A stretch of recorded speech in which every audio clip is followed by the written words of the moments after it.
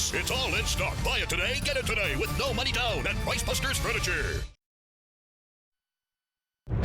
Tonight, the assault at a Trump event. New images of a Trump supporter going after a protester.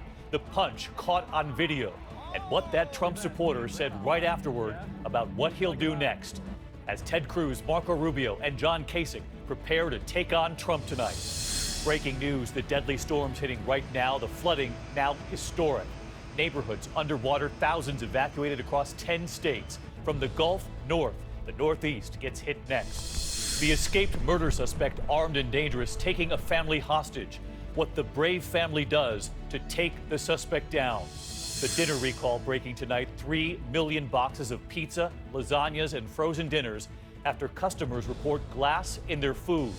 And your money tonight, billions in unclaimed cash. Are you leaving more than $450 in free money on the table? This is ABC World News Tonight with David Muir. Good evening, and it's great to have you with us here on a Thursday night, and we begin with the race for the White House. And even before the Republican candidates face off on stage, the growing scrutiny tonight after the fight that played out off stage during a Donald Trump rally. From North Carolina, the video from inside a rally showing a Trump supporter taking aim at a protester, hitting him in the face while that protester was already being escorted out. Tens of thousands have turned out for Trump rallies across this country, many gathering to see Trump with great enthusiasm. But this new piece of video comes amid questions about some of the behavior inside those rallies. ABC's Tom Llamas leads us off from Miami with the video and what that Trump supporter threatens he'll do next. Tonight, this ugly moment at a Donald Trump event exploding. A demonstrator walking out gets sucker punched. Multiple cameras at the North Carolina rally last night capturing the assault as it happens. Oh! Officers then detaining the demonstrator who had collapsed to the ground. Chill. You ain't gotta grab him like that. Police say the man who threw the elbow, 78-year-old John McGraw. He's now charged with assault and battery. McGraw later boasting to Inside Edition about his encounter with the protester. The next time we see him, we might have to kill him. The attack follows weeks of Trump suggesting to his supporters they get violent. We're not allowed to punch back anymore. I love the old days. I like to punch him in the face, I'll tell you. If you see somebody getting ready to throw a tomato, knock the crap out of them, would you? Seriously. Okay? Just knock the hell. I promise you, I will pay for the legal fees. I promise. I promise. And the Secret Service investigating this incident less than 2 weeks ago, where one of their agents slammed to the ground a photographer from Time magazine who clashed with the agent. And now Trump also dealing with accusations that on Tuesday night, his campaign manager, Corey Lewandowski, assaulted Michelle Fields, a reporter with the conservative news site Breitbart. The incident captured in this audio recording. Yeah, he just like freaked out. I can't believe you just did that. That was so hard. Lewandowski declined to be interviewed for the story, but on Twitter today, calling Fields an attention seeker. In an interview with ABC News, Fields showed us the bruise where she says Trump's campaign manager grabbed her. Honestly, it's been really hurtful because obviously no one wants to be touched and violated like that. A Washington Post reporter, Ben Terrace, witnessed it, writing he watched as Trump's campaign manager grabbed her arm and yanked her out of the way. The Trump campaign telling ABC News the accusation is entirely false. If you had a chance to talk to Donald Trump right now, what would you say to him? So I would just ask him to just put himself in my shoes and imagine if I was his daughter. And Tom Llamas with us live from Miami tonight. The big debate tonight. And Tom, is the Trump campaign ready for questions this evening after that alarming video last night? That's right. We actually just got a statement from the Trump campaign tonight. They say, we obviously discourage this kind of behavior and take significant measures to ensure the safety of any and all attendees. David? Tom Llamas leading us off tonight. Tom, thank you. Now to the Democratic side tonight, and both Hillary Clinton and Bernie Sanders were asked overnight at their debate, is Donald Trump a racist? Both shying away from a yes or no answer. But tonight, ABC's Cecilia Vega asking Mrs. Clinton again. And Clinton saying Donald Trump is not representing, quote, American values. Here's what she said. In this battleground state tonight, Hillary Clinton and Bernie Sanders have their sights set on the same prize. Our campaign is listening to our brothers and sisters in the Latino community. The Vermont senator even stopping by a Latin bakery today. Well, Hillary Clinton made her pitch too, visiting hotel workers. All part of a master plan. Voters in 5 states go to the polls on Tuesday, but the biggest pool of delegates right here in Florida, where Latinos make up nearly a quarter of the population. Front and center on that Miami debate stage, immigration and one man on the other side of the aisle. Neither candidate directly answering the question, is Donald Trump a racist? When he was engaging in rhetoric that I found deeply offensive, I said, basta. Trump was in the middle of the so-called Birther movement, trying to delegitimize the President of the United States of America. So today I asked Clinton again.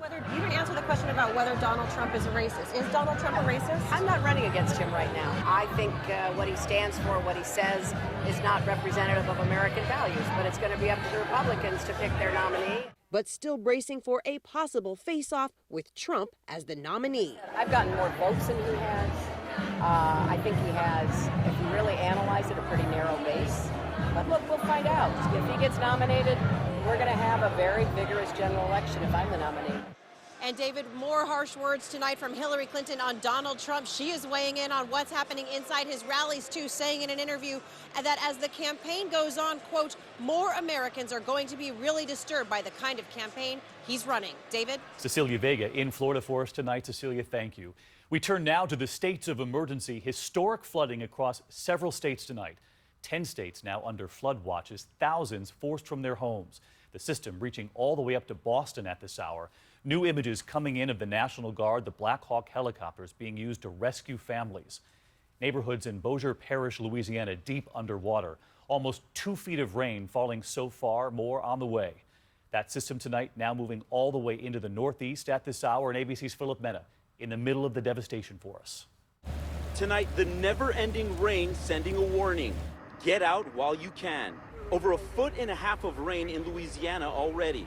Many roads, even interstates, overtaken by floodwaters. Fish swimming in the streets. Subdivisions blocked off. The levee is already overflowing in this Bossier City subdivision. Officials worry if it breaks, it could be catastrophic.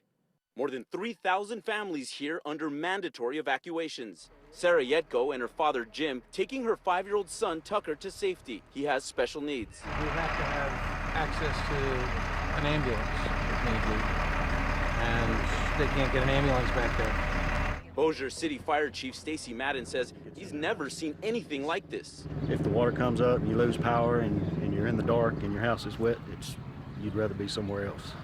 The National Guard here too, using trucks that can drive in high water, rescuing nearly 400 people in the last 24 hours.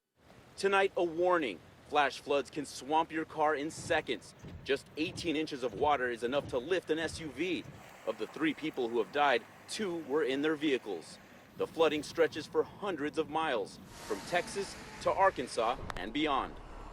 David, this is far from over. They're expecting about another foot of rain in the coming days, and officials expect the flooding to continue into next week. David? Philip Mena on the scene for us again tonight. Philip, thank you. Let's get right to meteorologist Rob Marciano tracking the system from the south all the way to the northeast tonight. Yeah, David, this is dense tropical moisture extending all the way to eastern Pacific, where that record El Nino water is really adding fuel to this fire. We're shifting a little bit to the east. That's the good news, but still stretching, as you mentioned, from New Orleans, Hattiesburg, Nashville, all the way up into the northeast. But that record warmth kind of deflecting most of that rain. But we're still looking for flooding and flash flooding from New Orleans all the way up through southern parts of Kentucky. Another 5 to 8 inches just north of New Orleans and through southern Mississippi. So horrible flooding there. We're also watching some heavy rain out west. Pineapple Express pumping another batch of heavy rain into all of California. They actually will take that rain.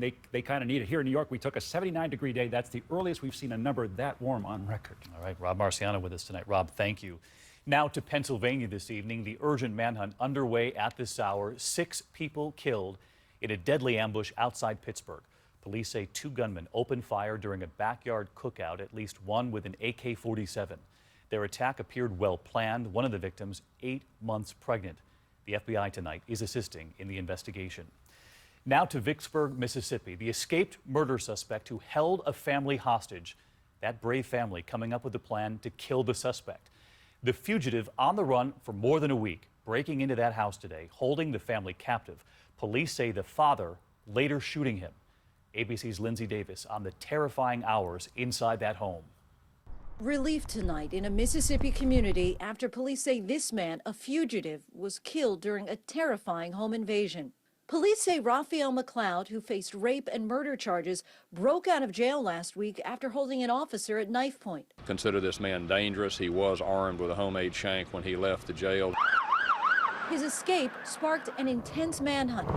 And this morning, less than a mile away from that jail, police say McLeod forced his way into a home, taking a man, his wife, and their 5-year-old child held hostage for hours. 30-year-old male stabbed in the back, is in the bathtub. We believe that was a struggle ensued inside the home with the homeowner. That man was tied up, then stabbed in the shoulder. His wife was able to grab a gun. Once her husband could get free, he shot and killed McLeod. McLeod was pronounced dead at the scene. While the husband was hospitalized, police say his injuries were not life-threatening and his wife and son were not harmed. David? Lindsay, thank you. We turn now to an ABC News investigation tonight, the heroin epidemic in America. Tonight, this number, 129 people die every day in this country from a drug overdose, the vast majority related to pain pills or heroin. That's more deaths than from car accidents and from guns. Tonight, the Senate just passing legislation that would create grants to help local communities. And it comes just a day before our year-long investigation. Breaking Point Heroin in America, families sounding the alarm. And tonight here, your first look. In suburban neighborhoods across America, the calls are coming in. An overdose. All of them, heroin overdoses. 21-year-old male in cardiac arrest, 69-year-old female. Possible overdose. In Manchester, New Hampshire, we're there when a panicked driver calls 911 with what he finds at a busy intersection. And I got a white male, approximately 25 years old. He's blue in the face, so I need help now. You can hear him trying to revive the young man. 1, 2, 3, 4. Across town, veteran medic Chris Hickey gets the call. How quickly do you have to get there if there's a chance of saving this person's life? Within the first 5 minutes. He arrives to find the young man who authorities believe couldn't wait to get home from work, shooting up in his car. The panicked driver who called 911, a father on his way home from work. He tells us he gave that young man mouth to mouth because he knew what he was witnessing. It is everywhere, even in his own home. You know something, I lost my son to a drug overdose. Thank God I didn't have to do what I did for him. I miss him dearly. We need to do something. We have a problem in our country. We have to do something about it. Period. Over the course of a year, we've met so many parents who never thought it would be their child. Sabrina Bimbenek. Spencer's world was football. The boy loved to play. Doug Griffin. Courtney was a lot of fun. She would bring a smile to everybody's face. 4 out of 5 new heroin users begin with prescription pain pills. Spencer got hurt in a game. The OxyContin. We see there are no boundaries. Rich, poor, the middle class. Pills, then heroin. Spencer switched over to heroin. Heroin. Heroin. The police came to my door at 1 o'clock in the morning and said my son was gone. And the children who see it in their own neighborhoods, some in their own home. How many of you have seen the needles? The emergency so great, 11 and 12-year-olds are now being taught how to administer naloxone, Narcan as some call it, to bring someone back from a heroin overdose. Incredibly eye-opening, and brave families allowing us into their homes for more than a year, and you will see what it's like for parents trying to help their children break free from heroin. I hope you'll join me tomorrow night for our 2020 special, Breaking Point Heroin in America, 10 p.m. Eastern. Set your DVR. We'll see you tomorrow night. In the meantime, the other news this evening and to California, America paying its final respects to Nancy Reagan. The former First Lady lying in repose today at the Reagan Presidential Library. Her funeral will be held here tomorrow. First Lady Michelle Obama attending. Mrs. Reagan will be laid to rest beside her husband, former President Reagan. ABC News will have special coverage celebrating Nancy Reagan tomorrow at 2 p.m. Eastern, right here on ABC. And the diplomatic moment today at the White House seen across America. President Obama hosting Canadian Prime Minister Justin Trudeau. But it was that baby there in the crowd, stopping both world leaders in their tracks. Mom handing the baby to the president, the two rubbing heads for a moment. Tonight, the president hosting an official state dinner at the White House. But the baby today